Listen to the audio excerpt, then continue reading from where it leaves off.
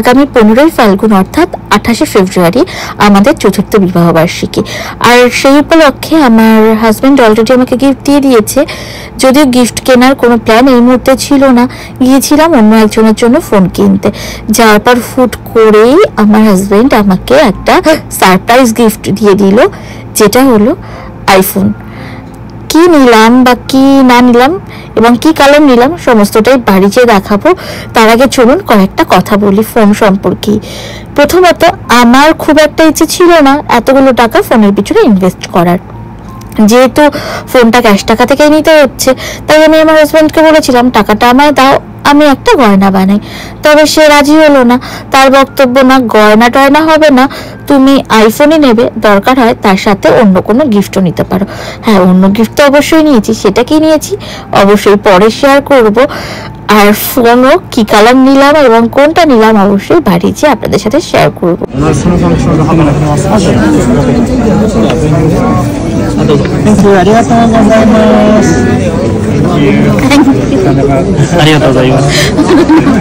আচ্ছা, আপনারা কি লক্ষ্য করলেন ভদ্রলোক আমাকে প্রথমে জাপানিজে থ্যাংক ইউ জানালো, তারপর ইংলিশে থ্যাংক ইউ বললো এবং সবশেষে ধন্যবাদ জানালো হাত জোর করে।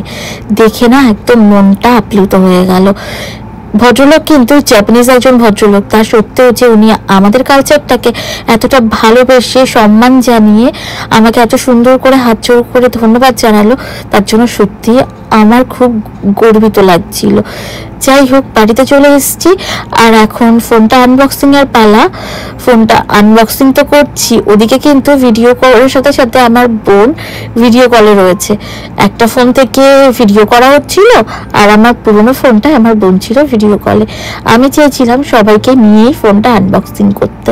তো এই তো নিয়েছি আইফোন 16 প্রো ম্যাক্স, আর কালার তো টাইটেনিয়াম। অ্যাকচুয়ালি ফোনটা যেহেতু আমার হাজব্যান্ড আমাকে গিফট করেছে, আমি চেয়েছিলাম নিজের পছন্দ মতোই কিনে দিক। যেহেতু ওর ফোনটাও ন্যাচারাল টাইটেনিয়াম, তাই ও আমাকে বলল তোমাকেও ন্যাচারাল টাইটেনিয়ামই কিনে দেবো।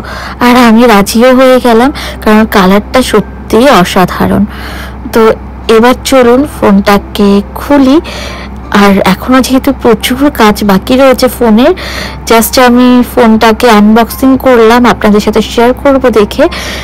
একবার ভালো করে দেখিয়ে দিই, সাথে বাড়ির লোকজনকেও ভালো করে একবার দেখিয়ে দিচ্ছিলাম। এরপর নেক্সট গিফটটাও দেখিয়ে দেব।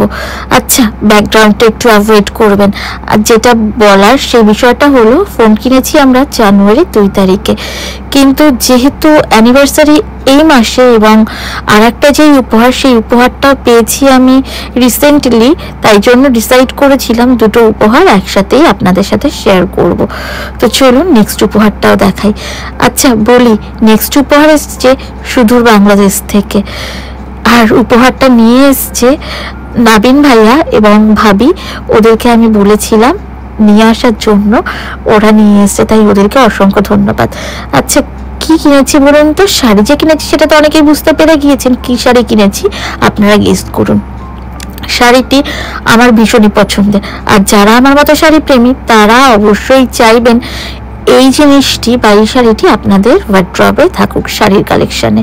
হ্যাঁ, সেরকম আমার কাছেও এই শাড়ির প্রচুর কালেকশন থাকলেও পিওর শাড়িটার লোভ আমার বহু বছরের। এই যে পিওর ঢাকাই জামদানি বা পিওর মুসলিম জামদানি, যেটা বহু কাঙ্ক্ষিত একটি শাড়ি, আমার বহু বছরের ইচ্ছে। আর হ্যাঁ, এখানটাতে বলি, ঢাকাই যেটুকু আমার জানা মতে 100 কাউন্ট বা 100 কাউন্টের ঢাকাই হয় একদম পিওর। আমারটা 85 কাউন্টের বা 85 কাউন্টের। আমার ঢাকাইটার প্রাইস পড়েছে ইন্ডিয়ান টাকার 13,000 টাকা মতো। আচ্ছা, শাড়িটা কেমন হচ্ছে সেটা কিন্তু অবশ্যই আপনারা কমেন্ট করে জানাবেন।